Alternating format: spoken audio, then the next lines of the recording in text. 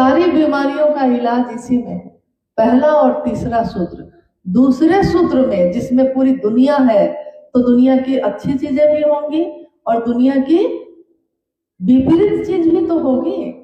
सम्मान है तो अपमान भी है, पवित्र है तो अपवित्र भी है, स्थिति है तो परिस्थिति भी है। लेना ही पड़ेगा, जो दिया है सो तो लेना ही पड़ेगा। आज की इस संगोष्ठी का उद्देश्य भी जो गुरु भाई गुरु बहनों ने यहाँ बताया मात्र इतना है कि काम तो सब कर रहे हैं, बहुत अच्छा कर रहे हैं, लेकिन एक मनसा से नहीं कर रहे हैं, व्यवस्थित रूप से नहीं कर रहे हैं। कर सब रहे हैं, इसमें कमी कहीं नहीं है। अनुरोध इतना ही है कि हमेशा जब आपके मन में काम की धुन रहेगी, जब हमारा मन काम में उलझा होता है, तो हमारे मन में दूसरी चीज प्रवेश करती है? नहीं करती है। घर में कोई काम लगा हो तो आपको दूसरी चीज याद आती है। हम कोई काम कर रहे हो, आप जब ऑफिस में बैठे हैं काम कर रहे हैं, तो उस समय आपको दूसरी चीज याद भी आएगी तो आप अपने मन से हटा देते हैं, क्योंकि अगर ध्यान वहां एकाग्र नहीं कीजिएगा तो एक अगर अंक इधर से उधर हो गया तो अर्थ से अनर्थ हो जाएगा। रोटी तक बनाते समय हम लोग का ध्यान उसी पे रहता है। नहीं तो कभी कभी ऐसा हुआ है कि रोटी के जगह पे हाथ ही रख दिया है हमने, गलती से ध्यान उतर गया, ध्यान भटक गया, तो ये भी कर दिया है।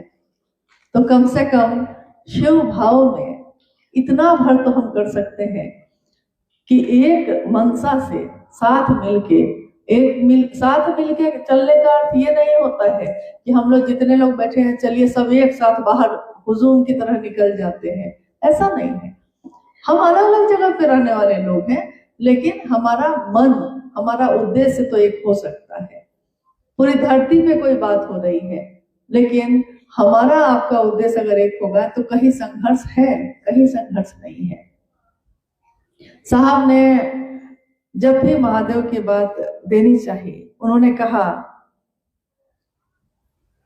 एक बार हम लोग सब बैठे थे तो उन्होंने कहा कि मैं जितना भर आज तक बता पाया लोगों को, अध्यात्म एक पूरी दुनिया है, अध्यात्म एक पूरी दुनिया है, लेकिन अभी मैंने सिर्फ अध्यात्म का अ बताया है। अभी तो ध य त म सब बाकी है, लेकिन अ ही कहा था कि लोग मेरे पास से उठ के चले गए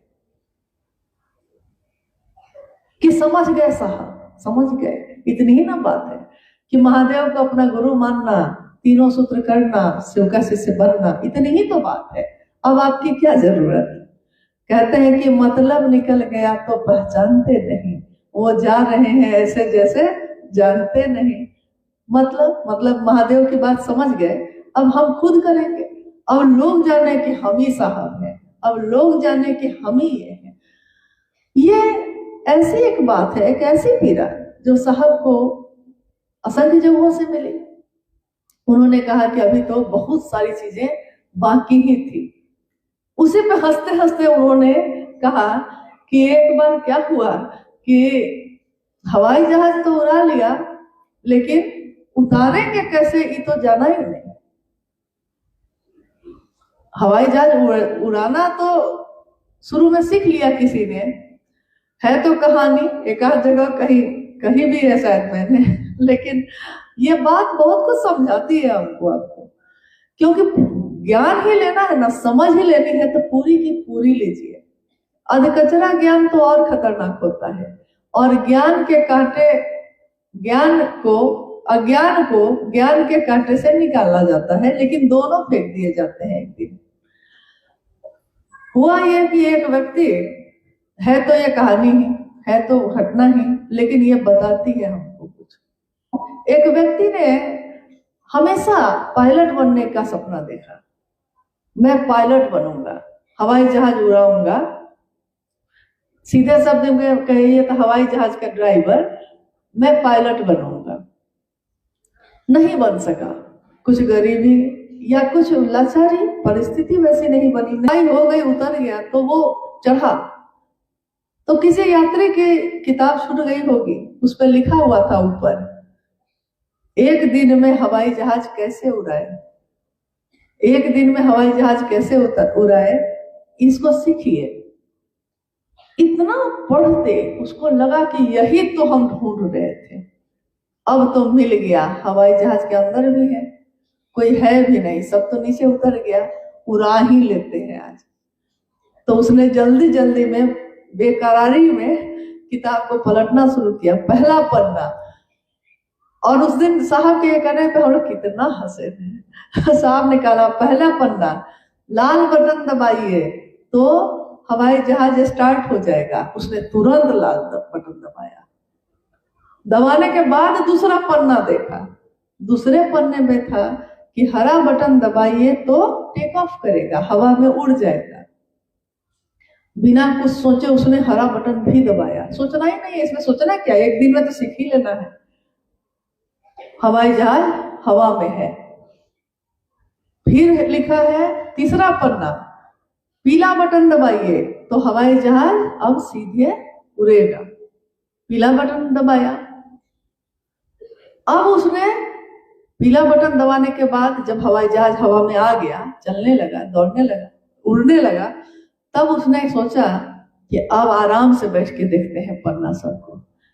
तो चौथा पन्ना पे लिखा था, इसके आगे की जानकारी के लिए किताब नंबर 2 लीजिए।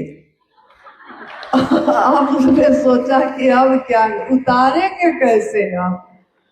तो साहब ने कहा कि खुद ही को कर बुलंद, इतना उसने सोच, चढ़ा वो जैसे तैसे, उड़ा वो जैसे तैसे। अब खुदा खुद उससे पूछता है कि बता तू उतरेगा कैसे।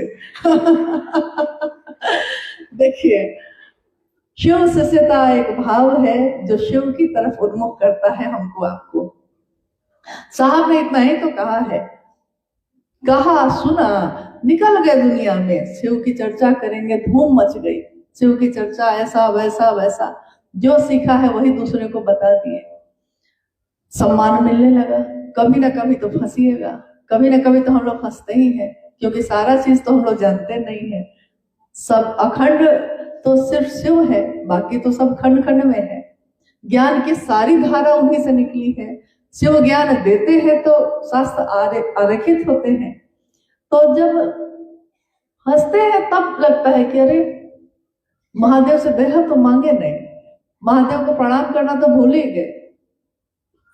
तो साहब ने कितनी बार कहा कि मैं कहाँ करता हूँ प्रणाम, माला है मेरे कमरे में, लेकिन माला पे जप कहाँ करता हूँ। तो उस व्यक्ति को जप करने की क्या जरूरत जिसकी हर सांस में शिव हो। उस व्यक्ति को महादेव से अब दया मांगने की अलग से, अब तो अनायास हो रहा है ना, उनका मन अनायास में है, तो उनको इसकी क्या जरूरत कि वो महादेव से अब अलग से दया मांगे बैठ के। क्योंकि शिव शिष्यता में जिसके प्राण बसते हैं, उनसे ज्यादा कौन चाहता है कि हम आप शिव के शिष्य बने। ये रास्ता भी दिखाया उन्होंने, चलना भी सिखाया, मंजिल भी बताई। अब आप ये बताइए कि मंजिल किसको किसको याद है। आज की इस यात्रा की मंजिल आपको पता थी कि नहीं? आज की इस यात्रा की, शरीर की यात्रा की, कहाँ मंजिल क्या थी आज की? क्या थी? दुर्गापुर। दुर्गापुर भी नहीं, अब और आगे आइए। हाँ, ये हॉल।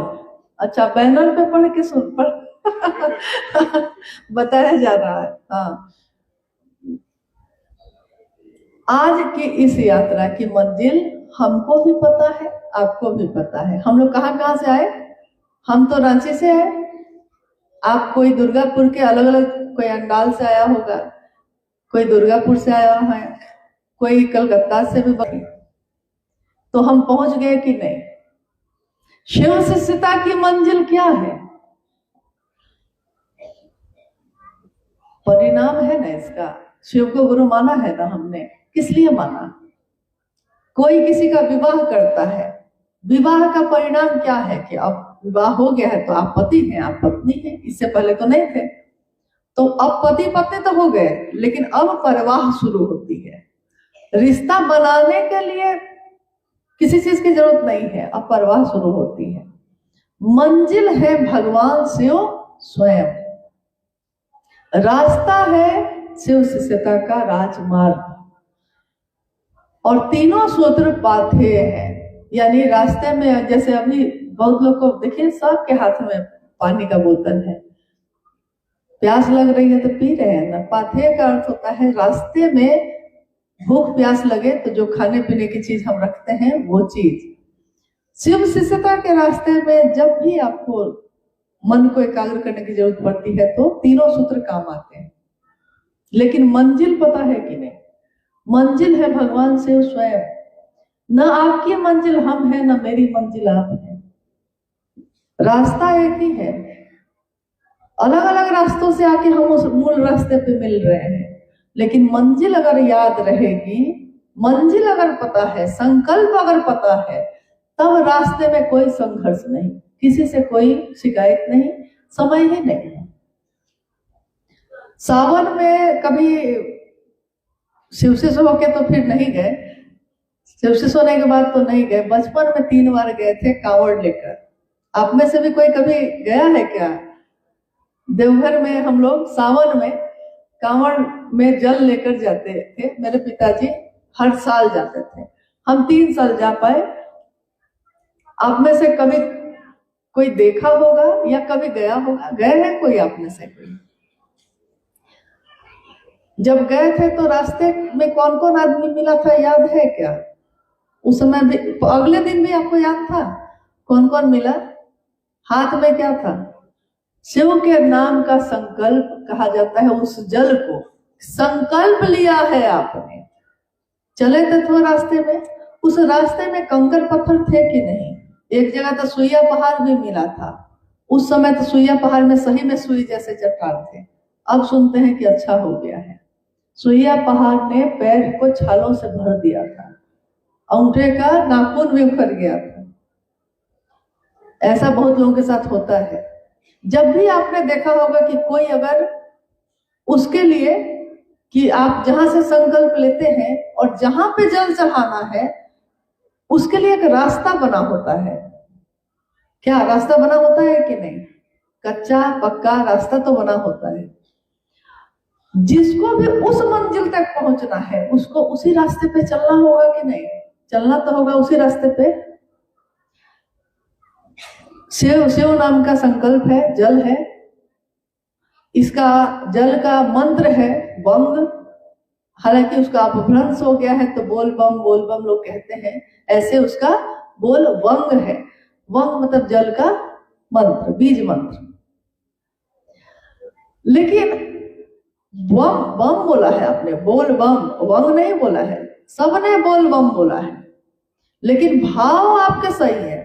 शब्द इधर उधर हो गए, भाव लेकिन संकल्पित है। और शिव पे जाना है, मंजिल पता है, उस मंदिर में शिवलिंग पे जल चढ़ाना है। रास्ते में कितने लोग मिले, देख रहे हैं हम, दृष्टा बन के। दृष्टा मतलब साक्षी भाव से देख रहे हैं, अच्छा ये भी जा रहा है, ये भी जा रहा है। हर व्यक्ति एक दूसरे का मनोबल बढ़ा रहा है। जान पहचान भी नहीं है, पहचान भी नहीं है, फिर भी कहता है चलो बम, चलो इंजन बम, माता बम, बेटी बम, चलो बम। मनोबल बढ़ा रहा है एक दूसरे का। कोई किसी को मारते देखा क्या? किसी पे चिल्लाते देखा है कभी? छोटी सी यात्रा है, 3-4 दिन की यात्रा होती है मुश्किल से। अगर लोग रास्ते में रुकते हुए जाते हैं, तब रुकते भी हैं तो ध्यान पूरा उसी पे लगा हुआ है। ध्यान शरीर से रुक गया है, खाना बनाया है, खाया है, लेकिन उसके ध्यान में मंजिल ही घूम रही है, दूसरी चीज नहीं घूम रही है। वहां पहुंच के जब जल चढ़ा लिया है, अब सब कुछ दिख रहा है। अब सब कुछ दिख रहा है, क्या खाएंगे, कहाँ रहेंगे, थोड़ा ये घूम लेते हैं, थोड़ा वो घूम लेते हैं, अब सब दिख रहा है। लेकिन जब तक मंजिल के जुस्तजू में ये कारवां चल रहा था, मंजिल के सिवा कुछ भी नहीं याद आया था, कुछ नहीं। न किसी से संघर्ष, न किसी से शिकायत। और ये जो है शिव को गुरु बनाकर शिष्य बनने का संकल्प, शिव गुरु है, शिव मंजिल है, ये याद रहे तो ना तो कहीं संघर्ष है और ना तो कहीं कोई शिकायत है, ना रुकने का समय है। अगर कोई घायल हुआ था, रास्ते में बहुत लोग घायल हुए थे, जगह जगह चिकित्सा केंद्र बने हुए थे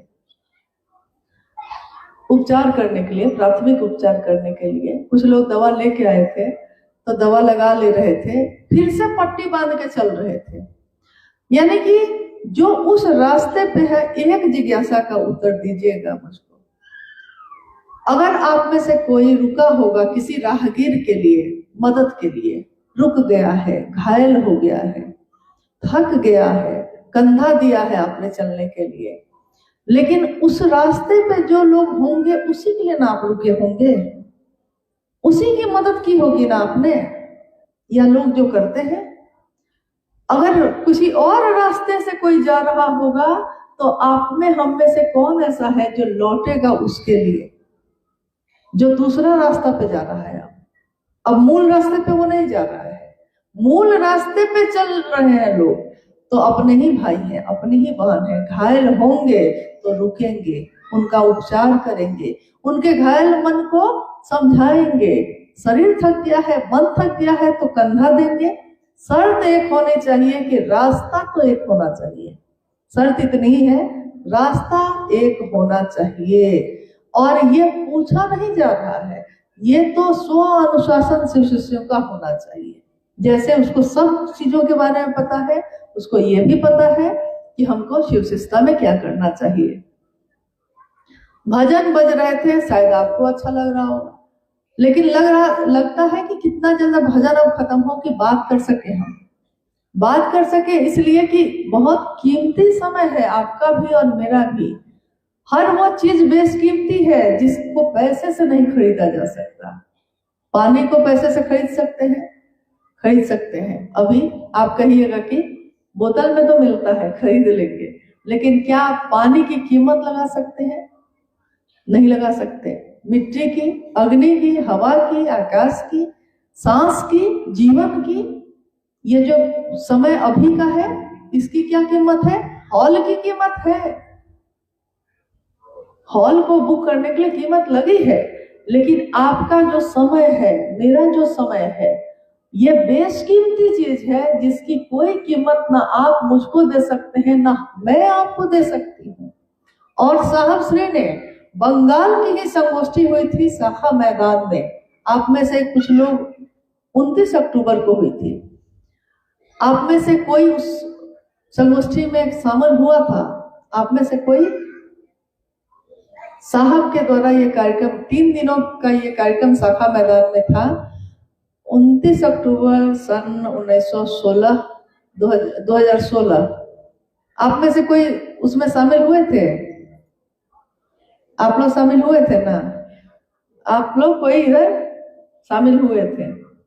साहब ने बंगाल के, पूरे बंगाल से 3000 लोग उस संगोष्ठी में शामिल हुए थे। साहब श्री ने कहा, मंडल सर भी यहाँ बैठे हैं, साहब ने इनसे कहा कि मंडल सर, एक दिन पहले रात में हम लोग भी बैठे हैं, उन्होंने इनसे कहा कि मैं ये सोच रहा हूं कि लोगों को बुला तो लिया है, उनको दूंगा क्या? साहब सोच रहे हैं कि मैं क्या दूंगा। और कल होके चर्चा में भी उन्होंने ये बात कही, उसका वीडियो आज भी हो सकता है आप लोग सुनते होंगे, उसको फिर से सुनिएगा ध्यान से। साहब श्री हरिनानंद जी अपने गुरु भाई गुरु बहनों को भी कह रहे हैं, और हम सबों को भी कह रहे हैं, ये बात सबको लिए है ये बात। उन्होंने कहा कि अगर शिव के शिष्यों को आप कुछ दे नहीं सकते, कुछ तो दे सकते हैं, आप 2 कदम तो महादेव की तरफ बढ़ा सकते हैं। अगर आप शिव के शिष्यों को कुछ दे नहीं सकते तो शिव के शिष्यों को बुलाने का अधिकार आपको किसने दिया? ये शिव के शिष्य हैं, खिलौना नहीं है कि जब चाहिए खेलते रहिए। मन नहीं लग रहा है तो कार्यक्रम कर लेते हैं, मन नहीं लग रहा है तो चलिए आज यही 1 दिवसीय कर लेते हैं, बहुत दिन हो गया, अच्छा नहीं लग रहा है। शिव के शिष्य हैं ये। जो शिव की बात करता है वो चलते फिरते मंदिर होते हैं, चाहे उसकी जो योग्यता हो। गुरु उसका शिव है, हम आप कौन है? लेकिन हम अगर शिव के शिष्यों को बुलाते हैं, जितना भर भी हम लोगों ने अपने साहब से सुना है, समझा है, उतना भर अगर उसको दे सकते हैं तब तो बुलाइए, और अगर नहीं दे सकते हैं तो बिल्कुल मत बुलाइएगा। ये साहब श्री के उस दिन के वचन है। उन्होंने कहा यह एक आध्यात्मिक अपराध है और इस अपराध की क्षमा गुरु भी नहीं करते हैं। क्षमा जिसे कर सके न तुम भी, हो जाए कोई ऐसी भूल। महादेव भी जिसको क्षमा न कर सके, ऐसा काम शिव शिष्यों को नहीं करना चाहिए। अगर हम में से किसी को नाच गाना पसंद है तो उसको शिव शिष्यता से अलग हटके इस काम को करना चाहिए। शिव शिष्य बन के इस काम को नहीं करना चाहिए। आप कर सकते हैं, आपको बहुत पसंद है आप करिए, लेकिन तब शिव शिष्य बन के मत कीजिए इस काम को। आप कहिए कि मेरा व्यापार है, आप कहिए कि मेरा कैरियर है। ये गीत तो गाते ही हैं लोग, नृत्य तो करते ही हैं लोग, उससे जो पैसे मिलते हैं उससे जीवन चलाते ही हैं लोग। जगत को बेचकर जगत को खरीदने का रिवाज पुराना है, लेकिन शिव को बेचकर जगत को खरीदना, इसके लिए तो साहब ने कहा कि एकदम निषेध है, आप नहीं कर सकते। उन्होंने कहा कि आध्यात्मिक ऊर्जा का संचरण होता है। आध्यात्मिक ऊर्जा मिलती ही मिलती है। जो शिव की बात करेगा लोग उसकी तरफ आकर्षित होते ही होते हैं। आपको सम्मान देंगे, आपको प्यार देंगे, आपको भोजन देंगे, कपड़े तक दे देंगे, आपके गाड़ी में तेल तक भरवाएंगे। अरे ये मांगते क्यों है, तो मिल ही जाएगा। जो मिलने की चीज है वो मांगते क्यों है। लेकिन अपने व्यक्तिगत लालसाओं की पूर्ति के लिए आध्यात्मिक ऊर्जा का जो संचरण है वो जगत की लालसा के लिए करना बिल्कुल निषेध है। ये उस पुस्तक में भी लिखी हुई है साहब के द्वारा, शायद आपने पढ़ा नहीं होगा। अब जितने ही गुरु भाई गुरु बहनियां उपस्थित हैं, क्योंकि आप काफी समय से बैठे हैं, प्यास लगी होगी, भूख लगी होगी, थक गए होंगे, लेकिन जब मीलों चलना हो तो थक के फिर से चलना ही पड़ता है।